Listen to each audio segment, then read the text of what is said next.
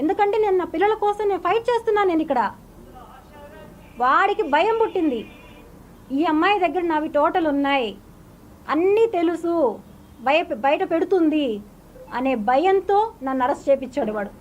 నాకు సంబంధం లేని విషయంలో నా అకౌంట్స్ అన్నీ అతను వాడి అతను చేసే బిజినెస్ కూడా ఈరోజు మీకు నేను చెప్తున్నాను. మీకు అందరికీ తెలిసి ఉంటుంది తిరుమల దర్శనాల గురించి.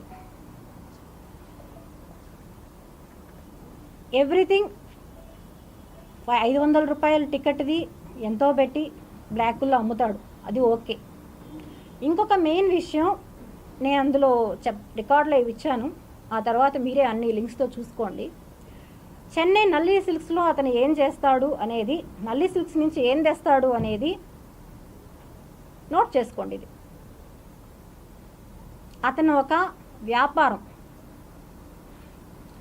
ఎవరైతే తిరుమలకు వచ్చే భక్తులు ఉన్నారో వాళ్ళని మోసం చేయడం ఏ విధంగా అతను చేస్తాడు అనేదానికి ఉదాహరణ చెన్నై నల్లి సిల్క్స్. ఇంతవరకే చెప్తాను నేను. దీని తర్వాత మనకు అర్థమైపోతుంది ఏంటి అక్కడ నల్లి సిల్క్స్లో ఏంటి అనేసి, ఏం చేస్తాడు అక్కడ అనేసి. సాక్ష్యం నన్నే తీసుకెళ్ళాడు. అతను డైరెక్ట్గా అతను పేరు పెట్టాడు. ఎవరైతే చుట్టూ ఉన్నారో ఎప్పుడైతే ఎవరితో వెళ్తాడో వాళ్ళని తీసుకెళ్ళి మాకు ఒక మంచి శారీ కావాలి, పట్టు శారీ కావాలి మాకు అని చెప్పి తీసుకుంటాడు.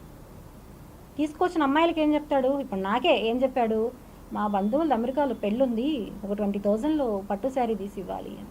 ఓకే, నేను అలానే అనుకున్నా. వచ్చిన తర్వాత నాకెలా తెలుస్తుంది అతను ఏం చేస్తున్నాడని? వాళ్ళే చెప్పారు అతను చేసి ఏం బిజినెస్ అని.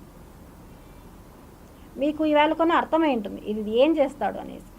ఒక వస్త్రం తీసుకొని వచ్చి శ్రీవారికి సంవత్సరానికి ఒక్కసారి ఒక టికెట్ ద్వారా ఇస్తారంటండి ఆ వస్త్రాన్ని. ఆ వస్త్రం గురించి నాకు కూడా తెలియదు. వీడు తీసుకొని వచ్చేదాన్ని ఇంట్లో పెట్టి, ఇంట్లోనే పసుపు నీళ్ళు, గంధము, పన్నీరు అన్నీ నైట్ అంతా దాన్ని పెట్టి వీళ్ళే దాన్ని సేల్ చేస్తున్నారు. ఏమని, ఇది డైరెక్ట్గా వెంకటేశ్వర స్వామి దగ్గర నుంచి వచ్చింది, దీనికి సాక్ష్యాలు నా దగ్గర లేవని నేను చెప్తున్నాను. ఎవరైతే బాధితులు ఉన్నారో, ఎవరైతే అతని దగ్గర కొనుంటారో వాళ్ళే రావాలి, దీనికి వాళ్ళు వస్తారు, దీని ద్వారా వాళ్ళే వస్తారు. ఇది ఒక చిన్నది. న్యాచురల్ అతని బిజినెస్ ఏంటి, ముందు ఏం చేసేవాడు అతను? తిరుపతి ప్రజలకు తెలియదు అతని గురించి? ఏమంటే అడుగుతున్నాను. స్క్రోల్ చేస్తున్నారు కిరణ్ రాయలు, అది ఇది మిగతా చాలా చూశాను నేను. వస్తానే ఏం చేస్తున్నానండి కిరణ్ రాయలు చెప్పాడు, బీడాలు అమ్ముకుంటా అన్నానని చెప్పారు. అవును, అట్లా చేసే కష్టపడి వచ్చాను అనేసి. ఏం కష్టం చేసావు నువ్వు అసలు? ఏం కష్టం చేసావు నువ్వు?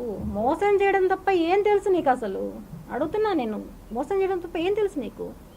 నిన్ను నమ్మి లైఫ్ను పోగొట్టుకొని, ఈరోజు నేను నా పిల్లల్ని లైఫ్ పోగొట్టుకొని నేను బయట వస్తే నువ్వు నాకు ఇంకొక వ్యక్తికి అక్రమ సంబంధం అంటగడతావా?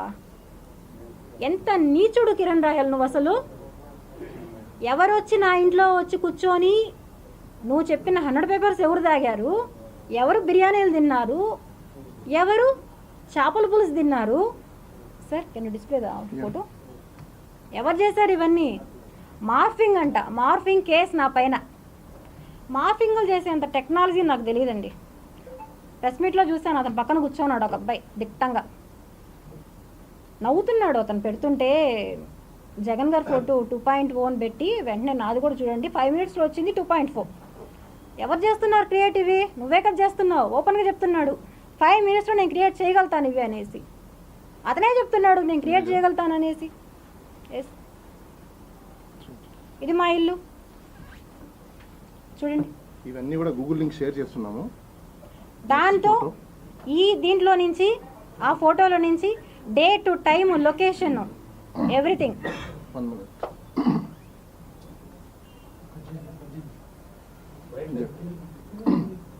ఇదొకటి. నెక్స్ట్ ఇంకో ఫోటో కూడా ఉంటుంది. దీంతో పాటు మార్ఫింగ్ చేశారన్న ఫోటో కూడా మీకు చూపిస్తాను, ఒరిజినల్ ఫోటో.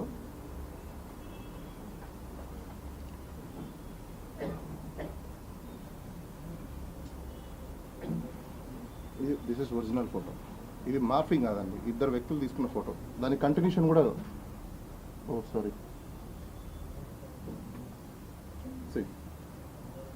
ఇంకో ఫోటో. అతను ఏవైతే చూపించాడో ఇవి నా ఒరిజినల్ ఫొటోస్, నా పక్కన నేను ఇంకొకరు పెడతానని. Okay,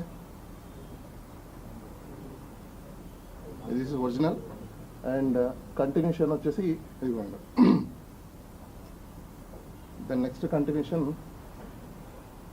style. ఇంకా మిగతా ఫొటోస్ కూడా మీకు గూగుల్ లింక్ ఒకటి షేర్ చేస్తున్నాము, బహుశా అందరికీ అది షేర్ చేస్తారు. అందులో అన్ని వాయిస్ రికార్డ్స్ అండ్ ఫొటోస్ కూడా మీకు అందులో అవైలబుల్ ఉంటాయి. నెక్స్ట్ అబ్దుల్ గని తీసుకొచ్చాడండి ఫోన్ చేసి, ఇంటికి వెళ్ళి వాడిని బెదిరించి నువ్వు చెప్పాలి అని చెప్పి బెదిరించి కంటెంట్ కూడా వీళ్ళే ఇచ్చారు, ఏం చెప్పాలి అని కూడా చెప్పాడు, ఏం చెప్పాలి నువ్వు అని.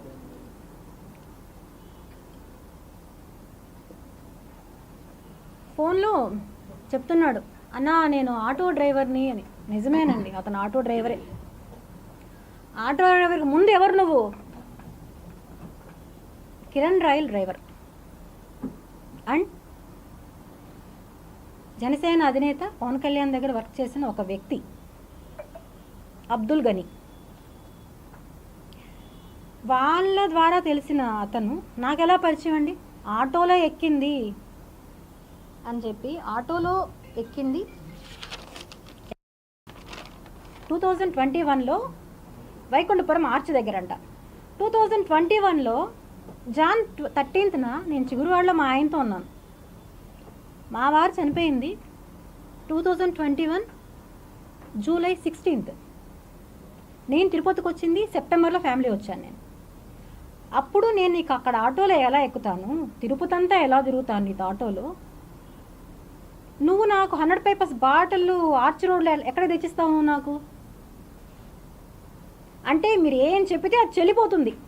మీరు ఏం చెప్పినా ఒక మహిళ నోరు ఎత్తిందంటే మీరు అంచేదానికి ఎన్నన్నా చేస్తారు. మీరు ఎంతకన్నా నీచానికి దిగజారిపోతారా మీరు?